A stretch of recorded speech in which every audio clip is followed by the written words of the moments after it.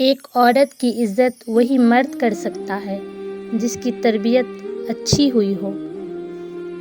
اہم یہ نہیں کہ رمضان میں آپ نے کیا اعمال کیے، اہم یہ ہے کہ رمضان کی تربیت نے آپ کو کیسا انسان بنایا۔ گفتگو احتیاط سے کیجیے، آپ کی باتیں آپ کے والدین کی تربیت کا عکس ہوتی ہیں۔ جن کا سیدھے سیدھے منہ توڑ دینا چاہیے، ان سے بھی تمیز سے بات کرنا تربیت کہلاتی ہے۔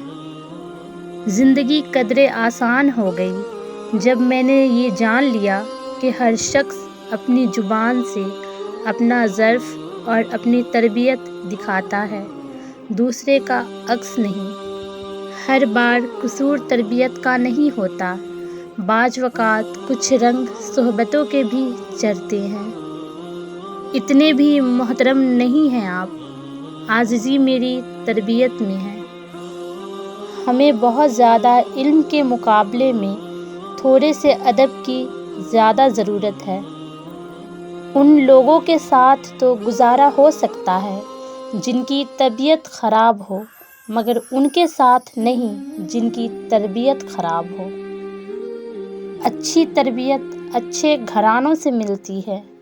اونچے اسکول صرف تعلیم دیتے ہیں۔ انسان کو ہمیشہ اپنے سے نیچے دیکھنا چاہیے۔